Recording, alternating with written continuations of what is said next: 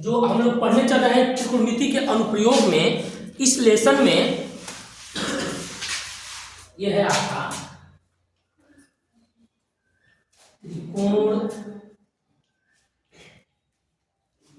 त्रिकोणमिति के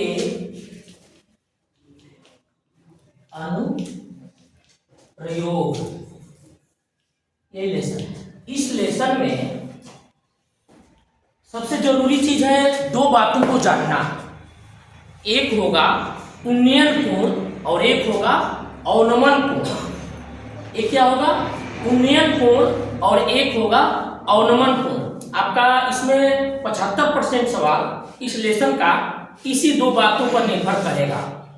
आप उन्नयन और अवनमन समझ पा रहे हैं कि नहीं। सवाल में ये नहीं कहेगा कि वस्तु आपके क्षैतिज नेत्र यानी आंख के सामने जो क्षैतिज कोण बना है उसके ऊपर है या नीचे है। इस भाषा में नहीं प्रयोग करेगा, इस भाषा का प्रयोग सवाल नहीं करेगा। सवाल में क्या करेगा बाबू कि उसमें ये कहेगा कि वस्तु उन्नयन कोण से वस्तु क्षैतिज कोण के क्षैतिज रेखा के उन्नयन कोण बनाया है या अवनमन कोण बनाया है। ये दो बात आपको सवाल में कहेगा। क्या कहेगा? या तो उन्नयन कोण कह देगा और नहीं तो अवनमन कोण कह देगा। दो बातों को कहेगा। तो उन्नयन कोण क्या होगा और अवनमन कोण क्या होगा? जैसे ये हमारी आंख हो जाए और इस आंख के एकदम सीधे जो रेखा बनेगा वो कौन सी रेखा होगी? वही क्षैतिज रेखा होगी। कौन सी रेखा होगी? क्षैतिज। ये क्षैतिज रेखा है। इस क्षैतिज रेखा के अगर वस्तु ऊपर है तो ये बनेगा उन्नयन कोण। ये कैसे रहेगा? उन्नयन कोण। ये बनेगा उन्नयन, ऐसे बनेगा उन्नयन कोण। इस उन्नयन कोण को उन्नत कोण भी कहता है। क्या कहेगा? उन्नत कोण भी कहेगा। इस उन्नयन कोण को क्या कहेगा? उन्नत कोण भी कहेगा। और आपके आंख के नीचे कोई वस्तु है, यानी आप नीचे की तरफ देख रहे हैं, तो ये होगा अवनमन कोण बनेगा। क्या बनेगा? अवनमन कोण, जिसको आप अवनत कोण भी कहते हैं। उन्नत और अवनत कोण भी इसको कहा जाता है। तो दो पॉइंट पहले क्लियर हो जाए कि जब आप कहीं भी खड़े हैं तो जहां भी खड़े हैं आपके आंख के सामने एक सीधी रेखा जाएगी जिसको हम लोग क्या कहेंगे? क्षैतिज रेखा कहेंगे। क्या कहेंगे बाबू? इसको क्षैतिज रेखा कहेंगे। आंख के अपने ये जो आंख है इसके सीधी जो रेखा गई, इसके ऊपर अगर कोई वस्तु है, जैसे आप जमीन पर खड़े हैं, किसी छत पर खड़े व्यक्ति से बात कर रहे हैं, वो छत पर है, आप नीचे हैं, तो आप सर को अपने ऊपर करेंगे ना। या किसी पेड़ पर, आप पेड़ पर, टावर पर, इस तरह की पोल पर कोई भी वस्तु ऊपर है आपके नजर से, आपके आंख के सामने से, क्षैतिज रेखा से, तो उस कंडीशन में आप ऊपर देखेंगे तो ऊपर देखने को ही उन्नयन कोण कहेगा। क्या कहेगा? उन्नयन कोण, जिसको उन्नत कोण भी कहता है। ये दोनों कह सकता है। सवाल में ऐसे ही लिखेगा। और अगर आप छत पर आप बैठे हैं, कोई व्यक्ति सड़क पर पीछे बगल में सड़क जा रहा है, वहां से कोई आपसे बात कर रहा है, तो आप नीचे की तरफ झुक करके उससे बात करेंगे, तो उस कंडीशन में क्या होगा? अवनत कोण होगा। या और क्या हो सकता है? किसी कुआं, अवनमन कोण होगा। ऊपर देखने को उन्नयन कोण और नीचे देखने को अवनमन कोण। या कोई कुआं में है, कोई गड्ढे में है, आपके क्षैतिज नेत्र से, क्षैतिज रेखा से वह नीचे है, तो सर को नीचे करना पड़ेगा। जैसे आप मकान पर हैं, अपने छत पर हैं, कोई बगल में है तो आपको नीचे करके बात करना होगा। वही आप सड़क पर हैं, वह अगर वहां पर है, आपको अगर उससे बात करना है तो आपको अपना सर ऊपर करना पड़ेगा। दोनों पॉइंट क्लियर हो रहा है? क्लियर हो रहा है दोनों पॉइंट? यहाँ एक अवनमन है और एक उन्नयन है। ये दो चीज क्लियर हो जाए तो सवाल आपका इसमें ज्यादा से ज्यादा सवाल इन्हीं दो बातों पर लेके चलेगा।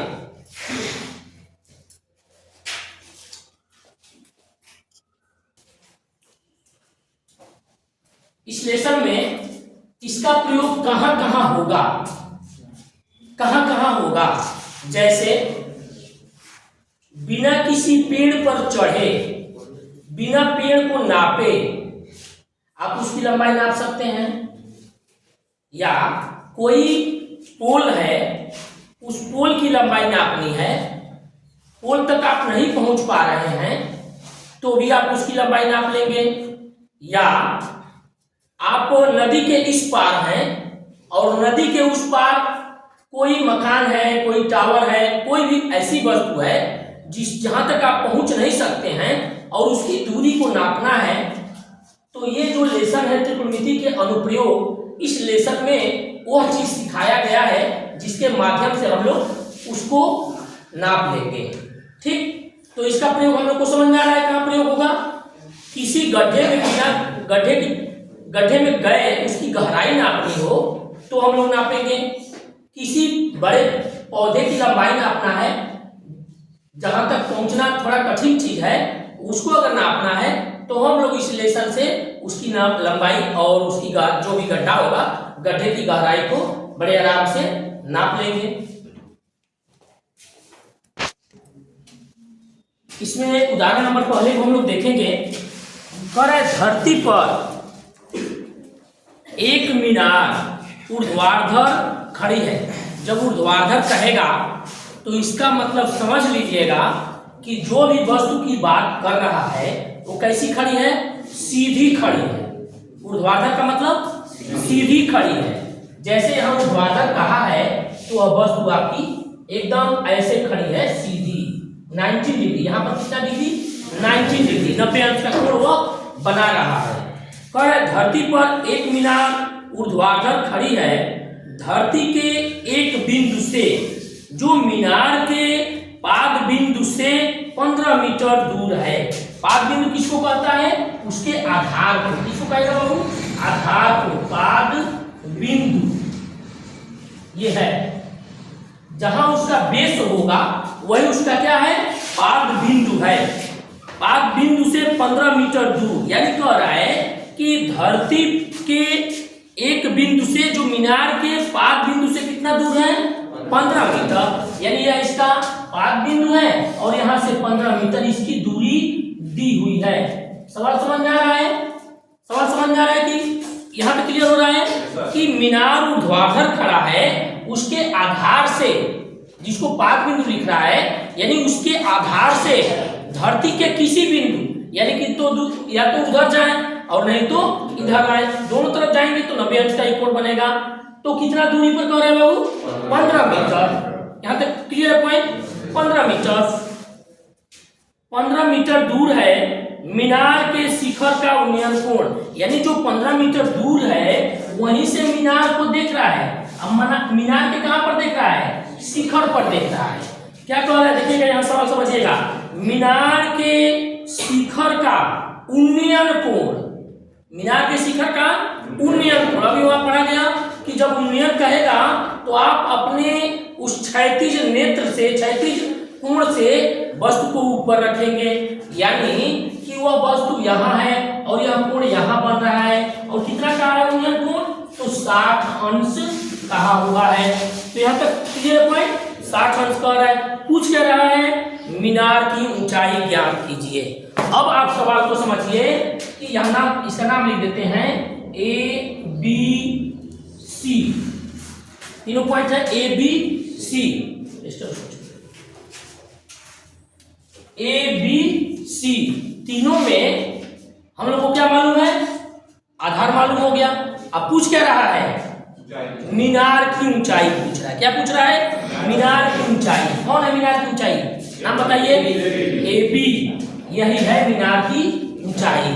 तो इसका मतलब कि इस AB का जो माप होगा वह हम लोग को पता करना है, और इसके लिए आपको कौन सा फार्मूला लगाना पड़ेगा बताइए? आधार दिया है और लंब पूछ रहा है। थीटा यहाँ है, थीटा से सटा हुआ भुजा, लंब यहाँ पूछ रहा है। थीटा से सटा हुआ भुजा आधार होता है और दूरस्थ भुजा लंब होता है। तो ये आधार हो गया और ये लंब हो गया। आधार और लंब किसमें आता है? कौन सा? साइन कास टेन कोसेक से काट में से कोई ऐसा नाम बताइए जिसमें आधार और लंब का ही जिक्र हो और कोई नहीं हो।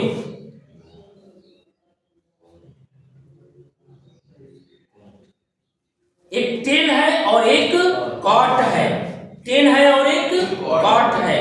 यही दो नाम है जिसमें लंब और आधार मांगेगा। तो हम उधर कॉट की तरफ नहीं बढ़े, टेन से ही हल कर लें, चाहे तो कॉट से भी हल कर सकते हैं, टेन से भी हल कर सकते हैं। तो क्या होगा यहाँ देखेंगे, लिखेंगे हम लोग टेन, यहाँ सी नाम है ना, तो टेन सी, टेन बराबर क्या होता है? लंब बटे आधार होता है। क्या होता है बाबू? लंब बटे आधार होता है। लंब का नाम क्या है? ए बी है। लंब का नाम ए बी है और आधार का नाम बी सी है। कोई दिक्कत यहाँ तक? टेन क्यों लगाए? ये चीज क्लियर हो रहा है? टेन इसलिए लगाया गया क्योंकि आधार दिया है और लंब पूछ रहा है। ऊर्ध्वाधर जो मीनार है उसकी ऊंचाई पूछी जा रही है। अगर यही सवाल ऊर्ध्वाधर यानी कि ये तिर्यक ऊंचाई अगर पूछ दिया होता तो तब हम लोग किसको लगाते? साइन में लंब बटे कर्ण होता है, काश को लगाते, उसमें आधार बटे कर्ण मांगेगा तो तब हम लोग काश को लगाते हैं क्योंकि उसमें आधार और कर्ण मांगेगा, उस आधार और कर्ण का नाम आएगा तब हम लोग काश लगाते। लेकिन यहाँ पूछ रहा है, आधार दिया हुआ है और ऊंचाई को पूछ रहा है, जो लंबवत ऊंचाई है उसकी यानी उस मीनार की ऊंचाई को पूछ रहा है, तो इसका मतलब क्या लगाना पड़ेगा हम लोग को? टेन लगाना पड़ेगा। टेन बराबर होता है लंब बटे आधार। लंब क्या है? तो ए बी है और आधार बी सी है, जिसका जहां मान है वहां रख दीजिए। इसमें थोड़ा सा हम लोग ये कर सकते हैं, माना मीनार की ऊंचाई यच है, यहां लिख देंगे माना मीनार की ऊंचाई यच है। तो किसकी ऊंचाई यच है? मीनार की। तो यह क्या हो गया आपका? ए बी का मान यच हो गया, या उसको मीनार की ऊंचाई भी डायरेक्ट उसके जगह पर हम लोग लिख सकते हैं। ए बी की जगह पर लिख दें मीनार की ऊंचाई, या तो यच माने हैं तो यच लिख दें, नहीं तो इस जब यहाँ समझेंगे टेन सी की जगह पर क्या लिखेंगे?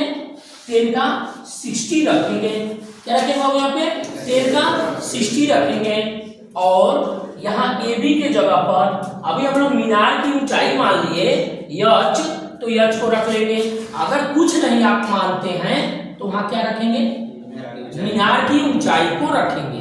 यहाँ लिख देते हैं हम लोग मीनार की ऊंचाई और बटे में क्योंकि यच माना गया है तो यच ले लें, और बीसी का जो मान दिया हुआ है कितना है? बीसी का मान 15 है, तो यहाँ 15 रख दीजिए। कोई दिक्कत है यहाँ तक? अब आप पढ़ेंगे 1060 का मान क्या होता है? रूट में 3। क्या होता है बाबू? रूट में 3, अंडर रूट 3 होता है किसका? 1060 का मान। अब आप पढ़ेंगे यच अपान रूट का सॉरी यच अपान 15, यच अपान 15। अब यहाँ होगा क्रॉस मल्टीप्लाई, इसके नीचे कुछ नहीं 1। क्रॉस मल्टीप्लाई को और क्या कहते हैं हम लोग? तिर्यक गुणा। क्या कहते हैं? तिर्यक गुणा। और क्या कहते हैं उसको? वज्र गुणा। क्या कहते हैं? वज्र गुणा। तो यहाँ वही होगा वज्र गुणा। जब आप वज्र गुणा कराएंगे यानी इसके ऊपर वाले में पहले वाले के अंश से दूसरे के हर में, दूसरे के अंश से पहले के हर में गुणा होगा, तो क्या होगा? 1 का यच में गुणा होगा, यच इंटू 1, और 15 का रूट 3 से गुणा होगा, तो क्या होगा? यच इक्वल टू 15 रूट में 3। यानी कि ये जो मीनार की जिसकी ऊंचाई आप यच मान रखे हैं, तो उस यच का मान क्या आया? तो 15 करड़ी में 3 आया। अतः क्या लिखेंगे? अतः मीनार की ऊंचाई क्या होगा, h बराबर कितना आया, जो आया वह मान हो गया 15 करड़ी में 3 मीटर। ये क्या हो जाएगा, वो इस मीनार की ऊंचाई हो जाएगा। सवाल समझ में आ रहा है। तो इस तरह से त्रिकोणमिति के अनुप्रयोग में आपको कहाँ साइन लगाना है, कहाँ कॉस लगाना है, कहाँ टेन लगाना है, आप सोच करके लगाएंगे कि क्या दिया हुआ है और क्या पूछ रहा है। तो क्या दिया है क्या पूछ रहा है, तो तीन ही फार्मूला यूज होगा ज्यादातर, साइन का होगा, कॉस का होगा और टेन का होगा। इसी का उल्टा होता है कोसेक सेक और कॉट, तो हम उधर ना जाके इधर से ही सवाल को हल कर सकते हैं। उदाहरण नंबर 2 में कह रहा है, ध्यान से पढ़ेंगे और समझ के पढ़ेंगे। कह रहा है कि एक बिजली मिस्त्री जो बिजली का काम करता है उसकी बात कर रहा है। एक बिजली मिस्त्री को एक 5 मीटर ऊंचे खंभे पर आ रही खराबी की मरम्मत करनी है। एक मिस्त्री है जो कितना ऊंचा कह रहा है, 5 मीटर ऊंचे खंभे, यानी देखिए यहाँ क्या दे दिया, खंभे की ऊंचाई दे दिया, ये दे दिया, ये खंभा है जिसकी ऊंचाई कितना कह रहा है, 5 मीटर कह रहा है। 5 मीटर ऊंचे खंभे पर आ रही खराबी की मरम्मत करनी है। मरम्मत का काम करने के लिए उसे खंभे के शिखर से, जो खंभा है खंभे के शिखर से 1.5 मीटर नीचे तक एक बिंदु तक वह पहुंचना चाहती है। यानी कि अगर यहाँ ये खंभा यहाँ तक है, ये 5 मीटर ऊपर है और वहां तक अगर वहां पर काम कोई करना है, कोई खराबी आई हुई है, तो वह जो अपना सीढ़ी लगा रहा है वो एकदम वहां तक तो लगाएगा नहीं, ऐसे ही लगाएगा ना, उससे थोड़ा सा नीचे वहां तक लगा रहा है जैसे फिगर में दिखाया हुआ है। और कितना ऊपर लगा रहा है, शिखर से 1.5 मीटर नीचे, 1.3 मीटर नीचे तक बिंदु तक वह पहुंचना चाहती है। यहां तक पहुंचने के लिए प्रयुक्त सीढ़ी की लंबाई कितनी होनी चाहिए। यानी कि ये यहां से यहां तक तो 5 मीटर है, लेकिन ऊपर जो माप वह छोड़ रहा है वह कितना छोड़ा हुआ है, तो 1.3 मीटर। यानी कि जब 1.3 मीटर ऊपर छूट गया तो यहां से यहां तक कितना बचा, तो 5 में से हम लोग क्या करेंगे, 1.3 को घटा देंगे, कितना आएगा, ये 7 और 4 में से 1 गया 3, तो कितना ये वाला हिस्सा कितना बचा, 3.7 मीटर। यानी खंभे पर कितनी ऊपर सीढ़ी को लगाना है, 3.7 मीटर ऊंचाई तक लगाना है। और क्या दे रहा है आगे, और यहाँ ये कह रहा है कि ये जो सीढ़ी लग रहा है इसके साथ क्या कोण बना हुआ है, तो वह कह रहा है 60 अंश का, क्षैतिज से 60 अंश कोण से झुकने पर आपेक्षिक स्थिति तक पहुंच जाता है। जब इसको 60 अंश कोण पर झुकाया जाता है तो जो अपेक्षित साइड है वहां तक सीढ़ी क्या होती है, पहुंच जाती है, सीढ़ी वहां तक पहुंच जाती है। और यह भी बताइए कि खंभे का पाद बिंदु कितनी दूरी पर सीढ़ी के पाद बिंदु से होना चाहिए। यानी क्या मतलब, ये जो आपकी सीढ़ी लगी हुई है ये वाली, इसका जो आधार बिंदु ये पाद बिंदु है, और जो ये खंभा है इसका जो आधार है पाद बिंदु, इन दोनों के बीच की दूरी को भी पूछ रहा है। तो इसका मतलब क्या क्या पूछा, इसका मान पूछा, खंभे से सीढ़ी के आधार के बीच की दूरी, यानी खंभे का आधार यहाँ है और सीढ़ी का आधार यहाँ है, और दोनों के बीच की दूरी पूछ रहा है। तो दोनों की बीच की दूरी को हम लोग क्या मानेंगे, x मान लें। और क्या पूछा हुआ है, और यह भी बताइए कि खंभे का पाद बिंदु कितना सीढ़ी के पाद बिंदु से होनी चाहिए। ये हो गया, तो सवाल इसमें एक ही पूछ रहा है ना। चलिए इसको हम लोग हल करते हैं। सीढ़ी की लंबाई भी पूछ रहा था क्या, और एक काम करने के लिए उसे कंपनी शिखर पर 5 मीटर तक पहुंचना है, यहाँ तक पहुंचने के लिए प्रयुक्त सीढ़ी की लंबाई क्या पूछ रहा है इसमें? सीढ़ी की लंबाई और सीढ़ी के पाद बिंदु से खंभे के पाद बिंदु की दूरी दोनों पूछ रहा है सवाल में। यहाँ अभी इसके पहले एग्जाम्पल में केवल एक पॉइंट को पूछ रहा था और यहाँ 2 पॉइंट को पूछ रहा है, यानी इसकी दूरी हम लोग x मान लें और इसकी दूरी को y मान लें। इसकी माना खंभे के पाद बिंदु से सीढ़ी के पाद बिंदु की दूरी x है, ऐसा मान लें। माना खंभे के पाद बिंदु से सीढ़ी के पाद बिंदु की दूरी क्या मान लिया जाए? x है, तथा और सीढ़ी की लंबाई को क्या मान लें? y मान लिया जाए। सीढ़ी की लंबाई y, कोई दिक्कत यहाँ तक सवाल समझ में आ रहा है सब लोगों को? एक बार पुनः समझ लीजिए। एक खंभा है जो कितनी उसकी ऊंचाई दे रहा है? कुल ऊंचाई है 5 मीटर। कितना है बाबू? कुल ऊंचाई 5 मीटर है। और जो खंभे पर जो खराबी आई है उसको सही करने के लिए जो सीढ़ी लग रहा है खंभे के ऊपर से 1.3 मीटर नीचे तक सीढ़ी को लगाया गया है। तो जब 1.3 मीटर ऊपर से छट गया 5 में से तो कितना बचा? 3.7 मीटर बच गया।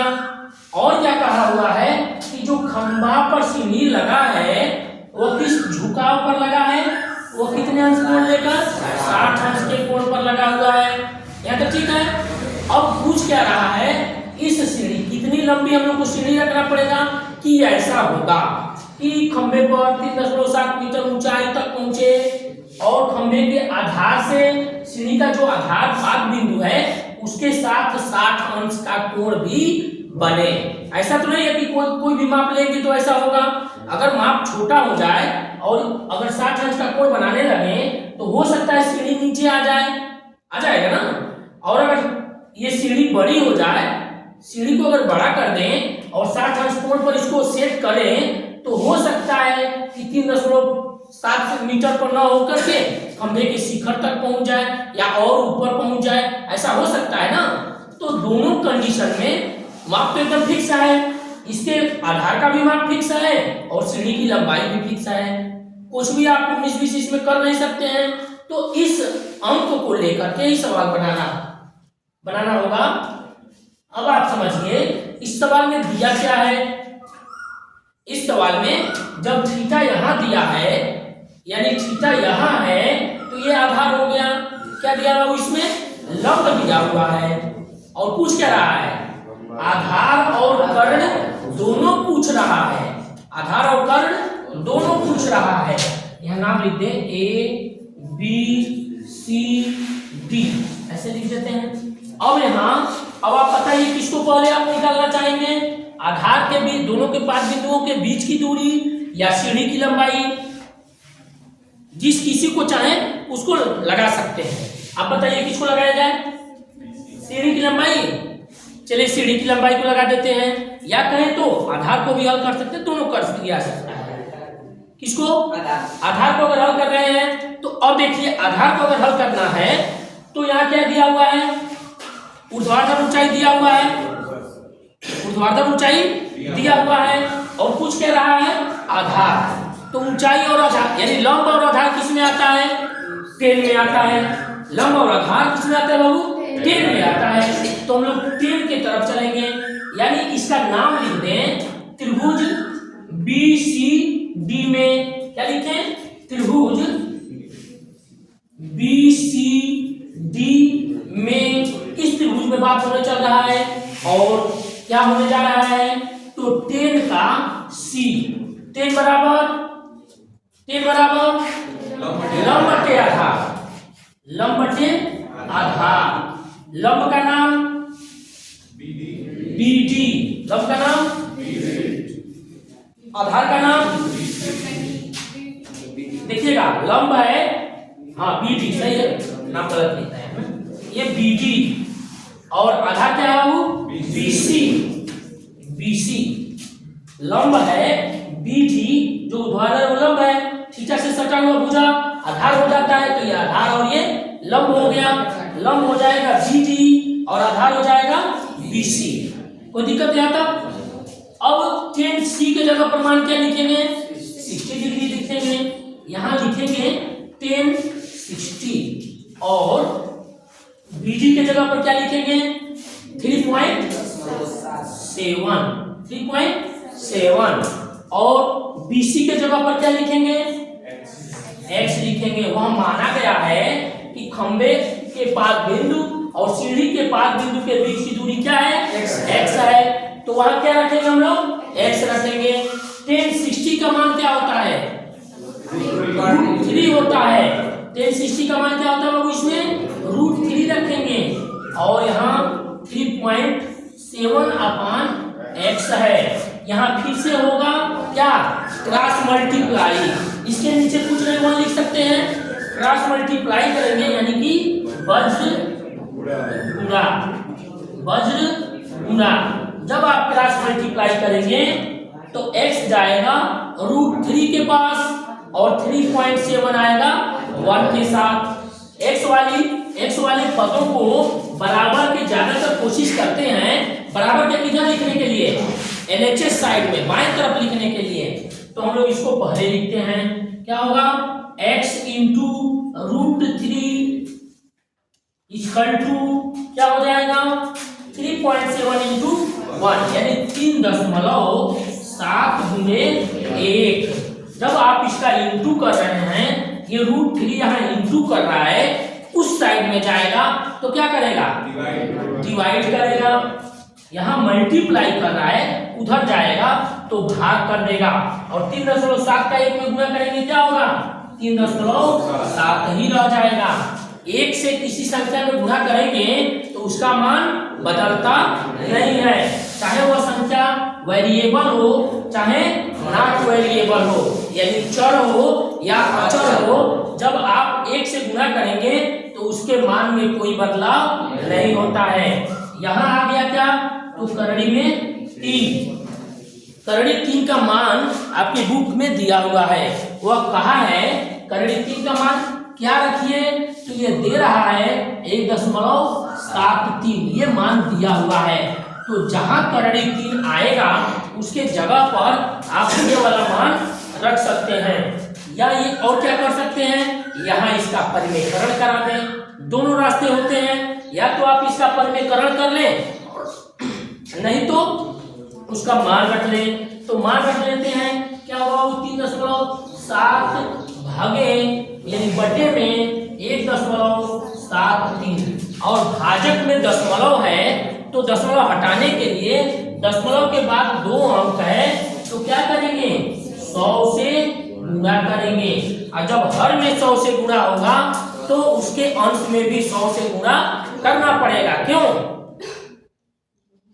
क्योंकि भिन्न का मान बदले नहीं, किसी भिन्न का मान एक बराबर तब तक रहता है जब तक कि जिस अंक से आप नीचे मल्टीप्लाई करें, यानी हर में करें तो अंश में करें, या अंश में करें तो हर में करें, या तो मल्टीप्लाई करें या तो डिवाइड करें, तो उस भिन्न का मान बदलता नहीं है। तो इसलिए ये क्या करना होगा, इसके अंश में यानी न्यूमरेटर में भी आपको क्या करना होगा 100 से इंटू कर देना होगा, तब आप आगे इसको बढ़ाएंगे। तो अब क्या होगा 37 और 00 लगेगा, जिसमें 1.0 काट देगा, और इसमें क्या हो जाएगा 173.00 यानी पॉइंट के बाद जो 0 है उसको आप लिखें या न लिखें, इतने को जब हम लोग डिवाइड करेंगे तो इसका आंसर, जब हम लोग इसको डिवाइड करेंगे यानी 370 में 173 से भाग करेंगे तो भाग करने पर आ रहा है 2.3 1 3 8 7 ऐसे और अभी आगे अंक आ रहा है 2.138 8 7 और भी आगे अंक आ रहा है। तो इसको हम लोग क्या लिख सकते हैं, तो इसको राउंड ऑफ में, जिसको निकटवर्ती आप कहते हैं, इसको लिख सकते हैं 2.8, या तो ये तीसरे अंक पर देखा जाता है तो ये इसको दे देगा, क्या हो जाएगा बाबू 1.4, यानी 2.14 मीटर। ये किसका मान हो जाएगा, x का, यानी दोनों सीढ़ी और खंभे के पाद बिंदु के बीच की जो दूरी है जिसको आप x माने हुए हैं, उस x का मान क्या आ गया, तो 2.14 आ गया। इस सवाल में जो दूसरा पॉइंट है वो ये पूछ रहा था कि सीढ़ी की लंबाई कितनी होगी। तो सीढ़ी की लंबाई कितना माने हुए हैं हम लोग, y माने हुए हैं। सीढ़ी की लंबाई को या तो आप आधार ज्ञात कर लिए तो आधार से हल कर लें, और नहीं तो ये लंब दिया हुआ है तो लंब से ज्ञात कर लें। आधार से थोड़ा सा परहेज करेंगे ज्ञात करने के लिए। क्यों, क्योंकि आधार में अभी जो हम लोग मान निकाले हैं वो एकदम एक्चुअल तो मान आया नहीं है। राउंड अप में आप देखे हैं ना, थोड़ी सी संख्या अगले से ले करके और तब वो आंसर आया है, तो यानी कि एकदम एक्चुअल आंसर उसको नहीं कहेंगे। तो अगर उस पर हल करेंगे तो ये राउंड अप में भी अगर आता है तो और थोड़ा उससे अलग आ जाएगा। इसलिए हम लोग कोशिश किसी भी सवाल में यही करेंगे कि जो मान दिया रहे उसी मान को लेकर के हल करने का कोशिश करेंगे। जैसे यहाँ लंब दिया था तो हमने आधार को हल कर दिया, अब उस आधार से आप कर्ण को ज्ञात कर सकते हैं, लेकिन आप आधार को ज्ञात किए हुए हैं। अगर हो सकता है कि सवाल हल करने में आपका आधार गलत आ गया हो, तो गलत वाले आंसर को लेकर जब आप हल कर देंगे तो वो तो गलत आना ही आना है, तो भले ही आसान हो तो गलत हो जाएगा कि नहीं हो जाएगा, गलत हो जाएगा। इसलिए कभी भी जो मान निकालेंगे आप लोग याद रखिएगा, इस बात को गांठ बांध लीजिए कि उस मान से आप उस अगले को नहीं निकालिएगा। हमेशा जो एक फिक्स मान दिया हुआ है, वो सवाल दिया है जिस मान को, वो तो गलत दिया नहीं है या गलत दिया भी है तो उसके हिसाब से हल करेगा सवाल को, तो उस अंक को लेकर के हम लोग हल करेंगे।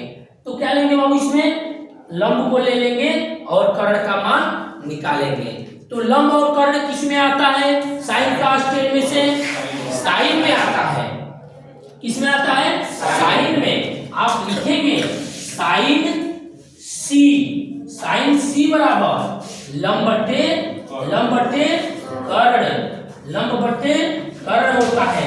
लंब का नाम क्या है यहाँ पे, BD, लंब का नाम BD और कर्ण का नाम CD। और साइन में C का मान क्या है, साइन में C का मान क्या दिया हुआ है, 60 डिग्री दिया हुआ है। आप लिखेंगे साइन 60 इक्वल टू BD के जगह पर क्या है 3.7 यानी 3.7 और क्या कर्ण CD का जो मान है वो क्या है, वह आप y माने हुए हैं, तो यहां लाएंगे y, यहां पर क्या लाएंगे y। अब साइन 60 का मान क्या होता है, √3/2 होता है। साइन 60 का मान क्या होता है बाबू, √3/2 होता है। तो इसके जगह पर आप लिख लेंगे √3/2 इक्वल टू यहाँ क्या होगा 3.7 में y। अब फिर वही बात, यहाँ क्या चलेगा, तो वज्रगुणन का नियम चलेगा। वज्रगुणा करने पर यानी वज्रगुणा होने जा रहा है, y का किसके साथ होगा, √3 के साथ होगा, और 3.7 का किससे से होगा, 2 से होगा। तो यहाँ हल करिए, जब आप लिखेंगे y into √3 equal to 3.7 into 2 और √3 का मान यहाँ √3 y में क्या कर रहा है, मल्टीप्लाई कर रहा है, गुणा कर रहा है, उधर जाएगा दूसरे पक्ष में क्या करेगा, भाग कर देगा। आप लिखेंगे y बराबर, यहाँ गुणा करा लिया जाए तो या इसको ऐसे ही रहने दें, अभी आप इसको किए थे 3.7 उसमें था ना, तो वहां से भी आप थोड़ा मदद उसका ले सकते हैं। क्या था, तो उसको हम लोग ऐसे ही रहने देते हैं या गुणा कर ले, कोई दिक्कत नहीं, गुणा कर देते हैं। तो क्या हो जाएगा, 7 दूनी के 14 के 4 हासिल 1, 3 दूनी के 6 और 1 7, यानी 7.4 बटे में करड़ी 3, और करड़ी 3 का मान दिया हुआ है कितना, 1.73।